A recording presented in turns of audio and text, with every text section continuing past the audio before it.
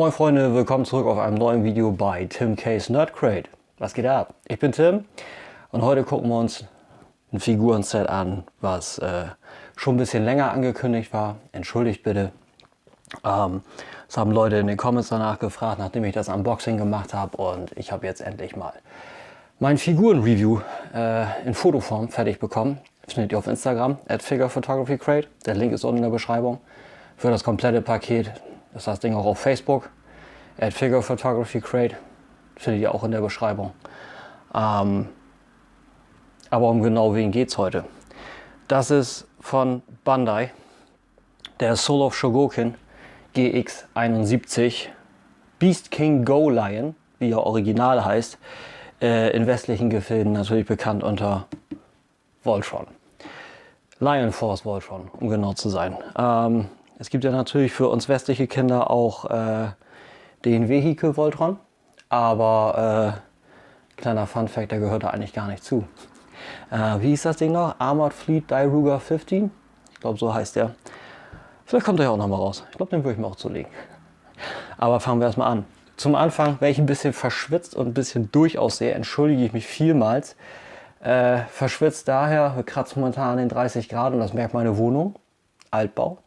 Und die längeren Haare, ich will mal wieder eine Frisur auf dem Kopf haben. Wisst ihr, was ich meine? Also, fangen wir mal an. Die Box sehr schlicht, aber schick gehalten. Wir haben hier eine partiell veredelte Schrift. Gold verchromt, sehr schick. Soul of Shogoken GX71 Voltron. Defender of the Universe mit einer schönen mit einem schönen Bild, ein bisschen ein paar grafische Effekte, ein paar Lensflare, wie er sein Blazing Sword formt. Wenn man das Ganze nach links dreht, haben wir hier die Löwen. Nach rechts haben wir so eine Ansicht von unten, schön riesig. Macht was her mit dem Soul of Shogoken Logo. Und auf der Rückseite haben wir ein paar Action Shots mit seinem Speer. Zu den Accessoires kommen wir natürlich gleich. Dem Schild, auch noch dem Schwert, den einzelnen Löwen, was die so ein bisschen von der Artikulation können. Dass das mit Sticker kommt, mit dem Stand, habe ich hier alles schon hingestellt, zeige ich euch gleich im Detail. Und wenn man den auspackt, hat man nochmal diese Box da drunter. Die Front ist ein bisschen anders. Der Rücken ist im Endeffekt dasselbe. Das ist, glaube ich, ein bisschen schicker als, ja genau. Die haben das, hier unten haben sie schwarz gelassen beim Schuber und hier unten haben sie das Ganze weiß mit Warnungshinweisen. Copyrights etc. pp. Von daher alles drin, alles dran, wie man so schön sagt. Ne? So, packen wir das mal wieder da rein. Innen drinne in der Box haben wir nicht viel. Da haben wir Styropor-Einleger und Clamshells, die das Ganze sicher halten. Und entschuldigt mal kurz. Allergie auch noch, ganz toll. Alles sehr sicher verpackt. Hält die Löwen und die Accessoires alle sehr toll. Und bevor ich zu den Löwen komme, würde ich sagen, kommen wir erstmal zu den Accessoires. Fangen wir klein an. Wir haben hier eine sehr schöne Anleitung mit dem Cover-Artwork der Box ohne Schuber. Das ist sogar eine kleine Wraparound-Grafik. Ich mag das mit den in Schatten gehaltenen Löwen sehr gerne. Finde ich gut. Macht einiges her. Natürlich alles auf Japanisch. Geschichte von Voltron. Wie das Ganze, die ganze Idee dazu kam. Mit den Löwen, schöne Grafiken. In der Serie sind die Löwen natürlich alle dieselbe Größe. Das klappt natürlich in der Wirklichkeit eher schlecht. Ja, die Einzelteile, was da alles mitkommt. Grün, Rot, Blau, Schwarz, gelber Löwe, Blazing Sword. Griff für den Schild, die einzelnen Waffen für die. Dann die zwei Platten, sage ich euch gleich noch. Einmal für Beast King Go Lion und einmal für Voltron. Die einzelnen Teile für die Planet Arus inspirierte Base. Und die einzelnen Waffen haben wir hier Black Lion Rotary Cannon, Radio Shotgun, Shoulder Blaster, alles sehr schön beschrieben. Dann haben wir hier Anleitung für den schwarzen Löwen. Braucht man aber eigentlich kaum. Das ist alles sehr intuitiv. Deswegen heute werdet ihr auch keine extra Ansicht von über mir sehen, weil das ist, wie gesagt, alles sehr intuitiv. Aber ihr bekommt eine 360 Ansicht von den 5 Löwen von Voltron und von der Basis. Alles, was dazu gehört. So, dann haben wir hier den, roten und grünen Löwen, den blauen und gelben Löwen. Jeden einzelnen Schritt, wie die Waffen in die Mäuler reinkommen, bei jedem einzelnen Löwen, Artikulation, was die Dinger können. Auch was Die-Cast ist und so weiter. Natürlich, wie gesagt, alles japanisch, aber nichtsdestotrotz. Hier nochmal im Detail beschrieben, wie die Base zusammengebaut wird, wie Platten eingesetzt werden, wo die einzelnen Waffen hinkommen. Mag am Anfang etwas verwirrend sein, ist aber dann doch recht intuitiv auch. Vor allem die Platten außen an der Base und auch auf der Schublade innen drinne, wie wir hier sehen, haben die Silhouetten von den Waffen. Alles sehr schön gemacht. Dann geht es hier zur Voltron-Transformation. Ist auch alles sehr einfach gemacht. Seht ihr auch ein bisschen kleine Schmankerl in meinem Foto-Review. Mit Blitzen, allem drum und dran. Und dann, wie man ihn hier zusammenbaut, sehr schön. Füße aufklappen und so. Kommen wir im Detail noch drauf. Und dann wieder voll geformt ist. Dann, wie wir die Waffen einklemmen. Und dann hier in voll geformt. Ich war der Meinung, dass hier sogar noch ein kleiner Fun-Fact ist, was Voltron eigentlich sein sollte. Ja, genau, hier. Hier sehen wir sogar, dass Voltron eigentlich gar nicht dieser sein sollte, sondern fast ein anderer. Ich glaube, der Name ist Garo-Gaigar oder Dantanius. Ich vergesse die beiden immer. Ich verwechsel die immer. Aber das ist die Anleitung. Das ist Nummer 1. Dann haben wir hier die auswechselbare Platte Beast King Go Line.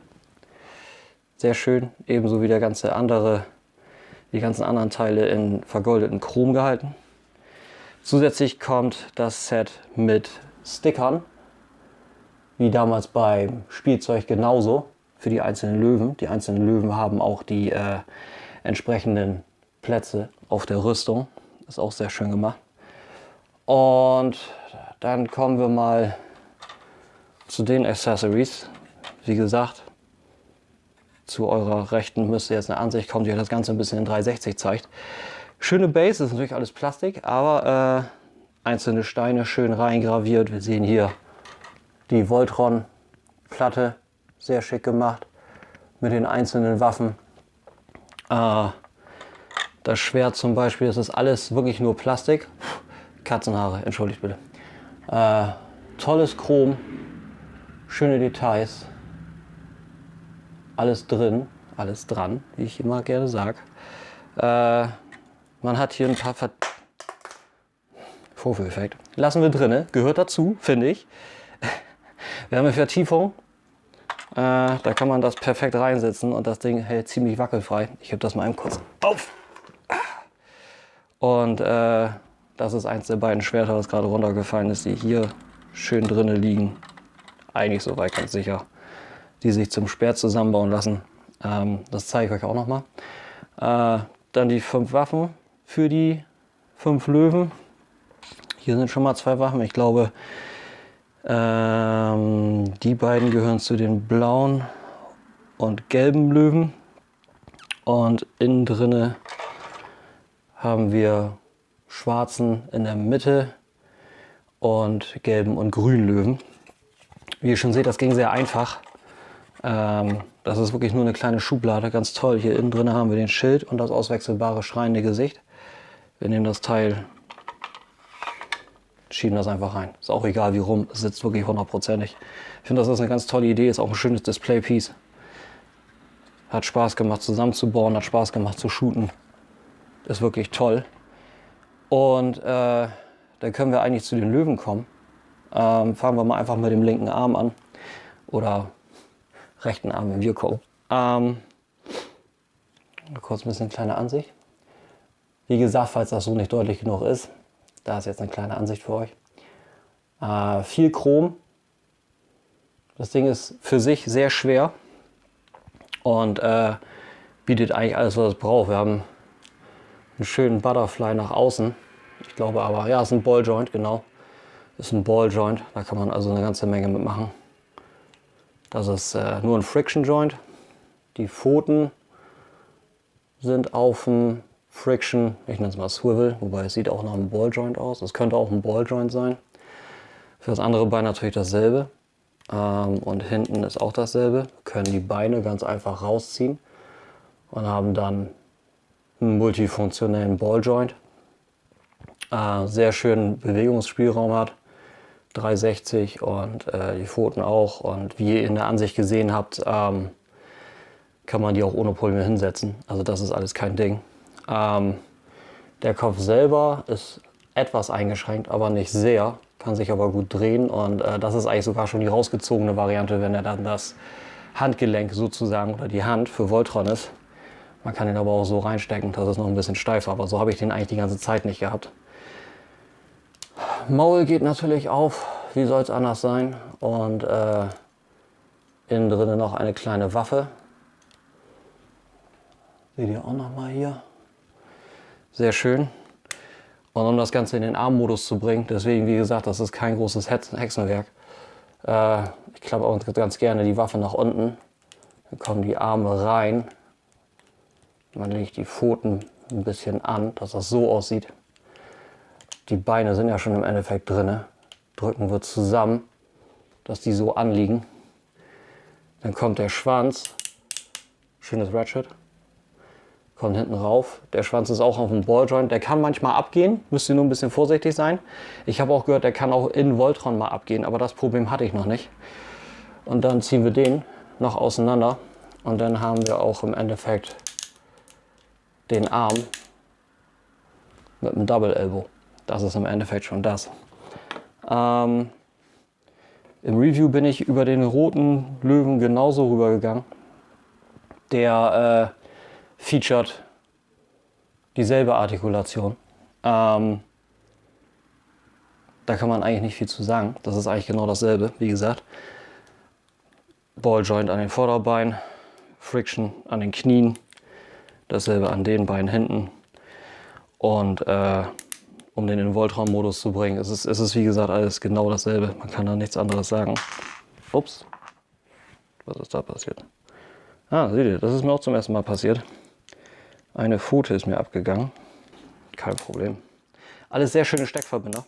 Klappt alles sehr gut. Auch wieder rausziehen. Und das ist dann auch schon der zweite Arm.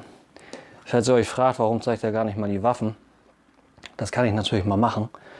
Das ist aber alles sehr intuitiv. Das seht ihr in der Anleitung, wo alles hingehört. Aber ich kann euch mal eben zum Beispiel eins zeigen. Zum Beispiel die Waffe. Die passen alle auch ziemlich multipurpose, um das mal so zu zeigen. Wenn wir hier den blauen Löwen uns mal nehmen das und packen das ein. Das sitzt ganz einfach da drinne. Und das klappt alles tipptopp. Die ganzen Löwen haben zusätzlich auch noch Waffen in den Rücken. Das ist einfach rausklappbar. Das ist jetzt der blaue. Der gelbe hat so einen, ich nenne es mal Granatwerfer. Nennen wir es mal Granatwerfer. Der rote, auch wenn ich den schon hatte, hat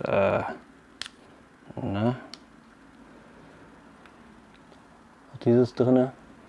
Wie gesagt, für detailmäßigere Ansichten ist mein Fotoreview unten verlinkt. Heute will ich mich eigentlich grundsätzlich, tut mir leid, ich schwitze wirklich unheimlich. Heute wollte ich mich eigentlich ein bisschen mehr so generell über den unterhalten und mal wieder ein bisschen mit dem rumfiddeln. Also wirklich ein tolles Set. Also ich kann von vornherein eigentlich direkt sagen, ich kann euch das nur empfehlen. Es ist mittlerweile sehr teuer, es ist mittlerweile die meiste Zeit vergriffen. Ich habe original 450 € dafür bezahlt bei TF Robots. Den Shop verlinke ich euch auch unten.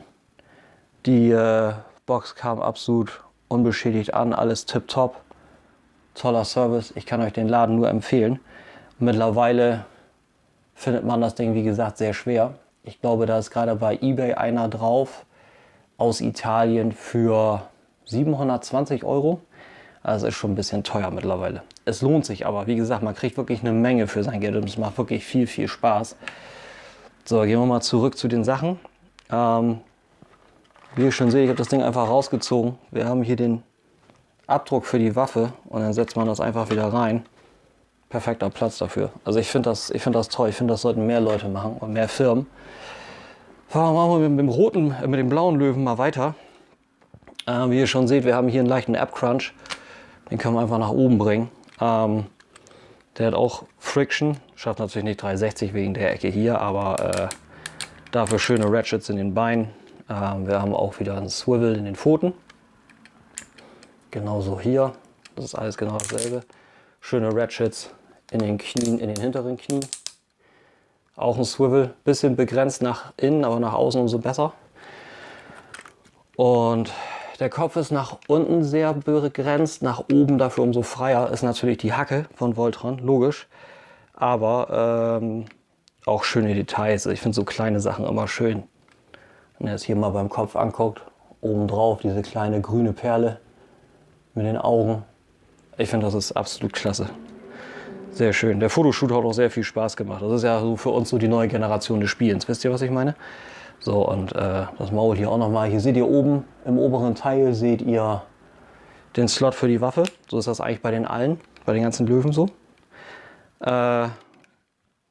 Beinmodus, sehr einfach auch wieder. Wir klappen das ein, dann sieht das Ganze hinten so aus. Den Schwanz bringen wir runter, anders als bei den Armen, logischerweise. Die Klappe hier hinten machen wir auf, den drücken wir ein, da kommen wir später zu, da kommen die Oberschenkel rein. Und dann werden die Beine erstmal so angewinkelt, ich mache das so ganz gerne. Dann winkeln wir den Kopf an. Dann haben wir hier, halbwegs gut versteckt,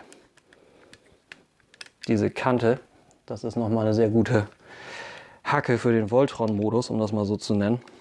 Und dann stelle ich den eigentlich ganz gerne hin, richte den aus, so wie ich das brauche. Genau, ganz wichtig, das habe ich auch noch nicht gezeigt. Wir haben, um das Ganze ein bisschen schlanker zu machen, diese schwarzen Ringe. Wenn wir den transformieren, drücken wir den zusammen und dann haben wir eine flache Form, sagen wir mal so. So, wie gesagt, dann drücke ich den ganz gerne auf den Boden, richte den aus mit der Kante. So. Und das ist dann der Beinmodus. Passt gut. Ich finde das schön mit den Swiveln, kann man auch Action-Posen für Voltron sehr schön machen. Kann man den einfach ein bisschen schräg hinstellen, ausrichten und dann kann er sich trotzdem wohin lehnen. Ich finde, das klappt ganz hervorragend. Also Bandai hat wirklich einen tollen Job mit dem Set gemacht. Ich habe erst gedacht, ob ich ein bisschen viel ausgegeben habe, aber es hat sich durchaus gelohnt. Für die Artikulation beim gelben Löwen gilt genau dasselbe. Und für die Transformation zum Bein auch. Das ist alles dasselbe. Drücken die Klappe hinten ein, der Schwanz kommt nach oben, den Ab Crunch zusammen, den Kopf nach oben, Beine zusammendrücken, Artikulation nach vorne, kurz hinstellen, Beine ran, Waffe nach unten und dann haben wir hier das zweite Bein. Ganz einfach, das ist überhaupt nicht schwer, macht Spaß, ist einfach und intuitiv.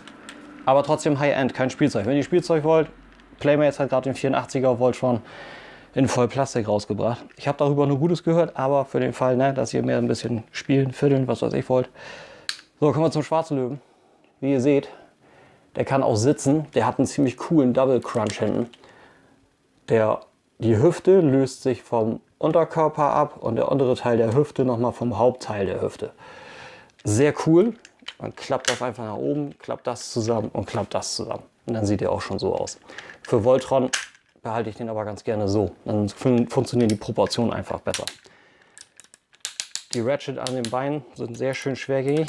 An den Pfoten sind die sehr leichtgängig und so metallisch clicky. Wisst ihr, was ich meine? Und wir haben 360er Beweglichkeit an der Hüfte, an der Pfote, Entschuldigung. Selber an der anderen Seite. Frontpfoten genauso. Da noch ein bisschen metallischer. Ich mag das Geräusch.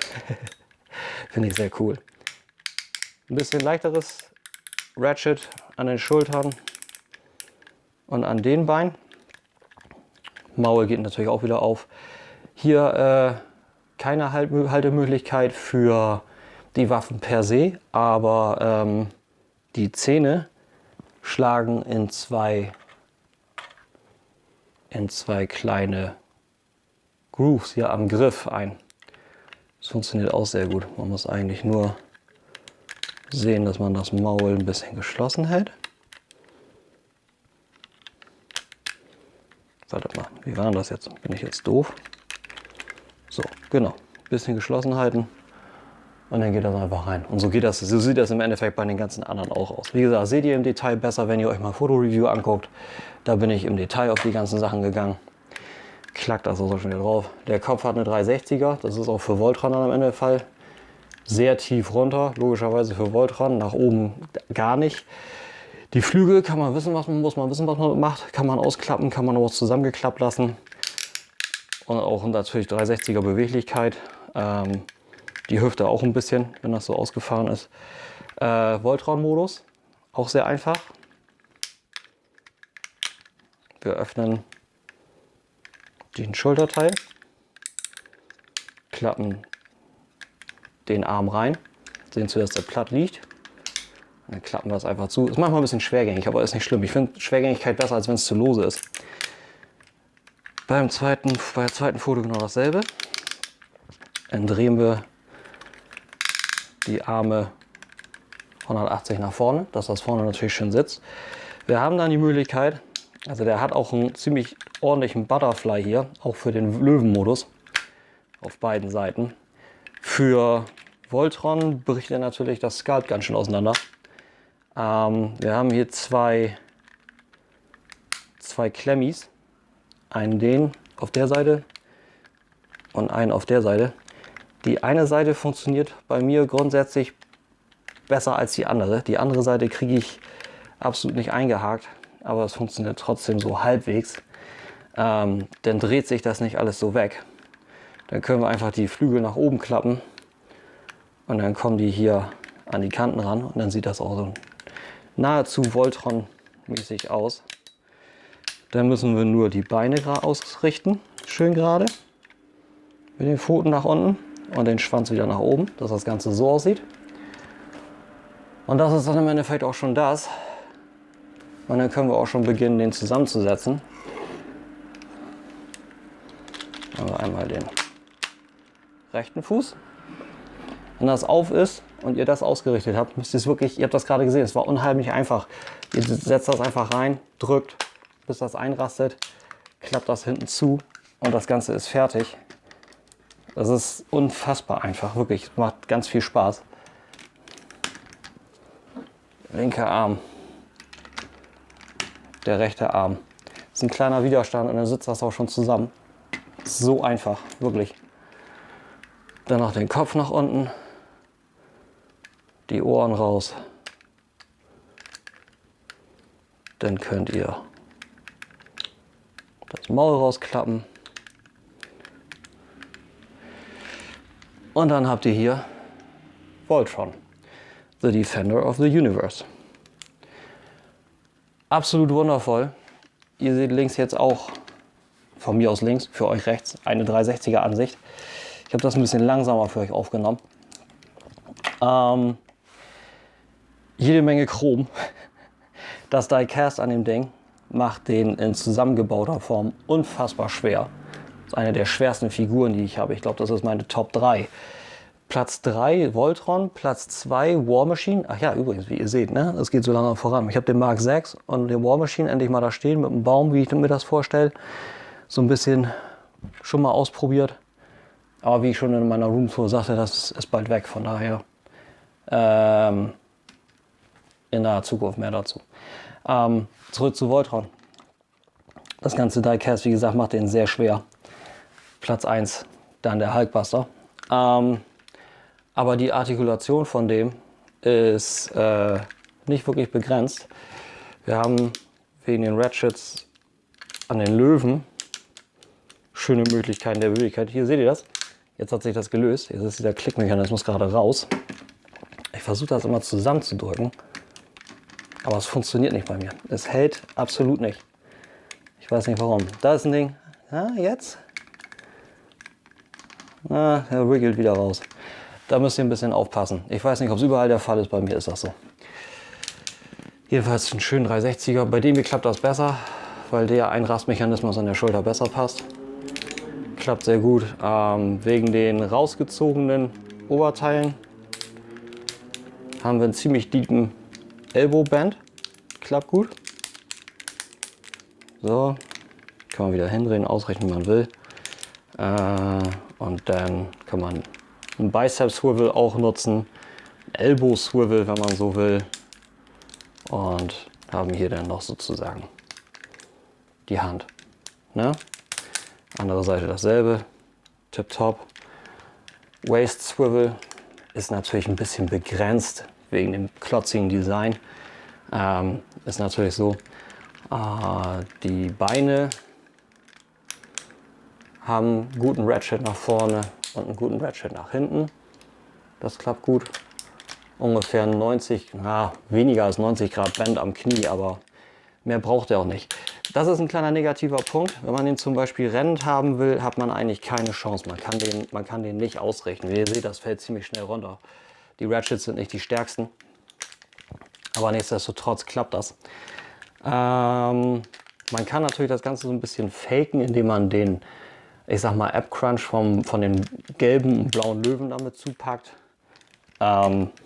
Das geht ganz gut. Und man kann auch, wenn man den laufen haben will, kann man das auch so noch ein bisschen faken als 10. Wisst ihr, was ich meine? Das klappt eigentlich sehr gut.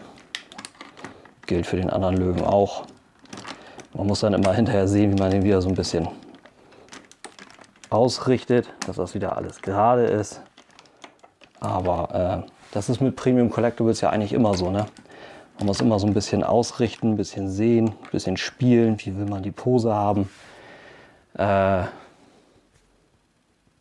ich meine, deswegen haben wir die Dinger, oder? Damit wir einfach ein bisschen was Hochwertigeres im Regal stehen haben. Für eine hochwertigere Pose ist natürlich auch das Ding, wenn wir jetzt zum Beispiel uns mal das Blazing Sword angucken wollen. Ihr öffnet einfach die Hand, beziehungsweise den Löwen, nimmt das Schwert. Und da habt ihr hier diesen kleinen Nupsi auf dem Griff. Den setzt ihr einfach in das Maul. Schließt das und die Waffe klemmt das auch ein bisschen ein. Wie ihr seht, das ist ein Riesending, aber der hält das hundertprozentig. Dasselbe gilt für den Schild. Ich hole mir das Ganze mal hier rüber. Ziehe die Schublade raus. Dann haben wir hier den Schild, jede Menge Chrom. Und hier den Griff. Der Griff ist auch pur Plastik und ist am Kopf drehbar. So kann man den ausrichten, wie man will. Ihr steckt den einfach nur ganz stumpf hinten rein. Klingt auch gut. Auf die Rückseite des Schildes klingt ein bisschen besser. Kann man nicht so anfangen wie beim Podcast jetzt hier. Und dann ebenso einfach in das Maul. Wie heißt es immer so schön? Easy for me to say. Ich glaube, es ist besser, wenn man den Griff vorher rausnimmt. Ich habe das jetzt schon ein paar Mal versucht mit dem Griff angebaut an den Schild, es hat nicht funktioniert. Also, Griff zuerst in die Hand, dann den Schild. Der löst sich manchmal, aber ihr habt schon die grundsätzliche Position. Müsst ihr nur noch wieder reinsetzen. Und dann hält er das Schild auch ohne Probleme. Das klappt sehr gut. Bisschen nervig, wie gesagt, weil der Platz ein bisschen eng ist im Maul. Funktioniert aber trotzdem. Zack. Selbst wenn ihr das locker reinfallen lasst, hält sich der Schild sehr gut in der Verankerung. Und den Griff einfach wieder in die Seite. Schön alles weggepackt. Ich mag das sehr gerne. Wie gesagt, sollten mehr Firmen machen. Das Schwert wieder hier rein. Dann habt ihr das weggepackt. Als finales Accessoire will ich euch noch das Gesicht zeigen. Wenn er dann halt ausholt mit seinem Schwert. Dafür, das ist etwas doof zu zeigen, aber ich versuch's. Habt ihr hier das Gesicht und hier habt ihr unten so eine kleine Groove. Ich halte das mal in die Kamera. Eine kleine Kante. Da geht ihr einfach mit dem Fingernagel rein, hebt das Ding hoch. Dann hebt sich schon der Waffenteil des schwarzen Löwen mit an. Und ihr könnt das Gesicht einfach rausziehen. Und dann habt ihr hier schon die Kante zum Einstecken des Gesichts. die 2 Spitzen oben rein, runterdrücken und dann hat er sein schreiendes Gesicht. Tipptopp, ganz einfach, keine Probleme. Sonst gibt es zu diesem Kerl eigentlich nichts zu sagen. Die negativen Punkte habe ich euch gerade gesagt.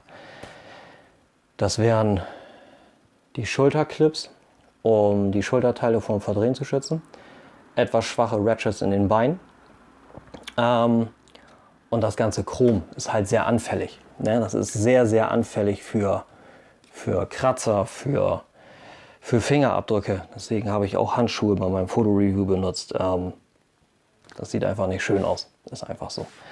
Aber sonst auch die Artikulation würde ich jetzt, also wenn wir jetzt 3 Punkte haben, würde ich jetzt noch einen halben Finger dazugeben, weil die Artikulation für das, was er ist, für dieses klotzige Design aus den 80ern, ist sehr gut. Da hätte viel weniger bei rauskommen können. Und ich finde, da hat Bandai wirklich alle Register gezogen. Das habe ich noch gar nicht gesagt. Ist auch ein schönes Ding. Swivel nach außen. Wie gesagt, das 84er Playmate Set ist gerade draußen. Macht wohl auch viel Spaß. Ich weiß nicht, wo ihr es in Deutschland herkriegt. In Amerika ist es eigentlich links und rechts überall zu kriegen. Vielleicht irgendwelche Facebook-Gruppen. Ich wünsche euch viel Glück. Auch falls ihr den jagen wollt, auch viel Glück. Kann ich nur empfehlen. Sprecht einfach mal die Shops an, was ich eben sagte. TF Robots zum Beispiel. Vielleicht kann euch der Mann helfen. Von meiner Seite war es das jetzt erstmal, wie gesagt, für heute. Meine Adressen habt ihr auf Facebook und Instagram schon gehört. @FigurPhotographyCrate.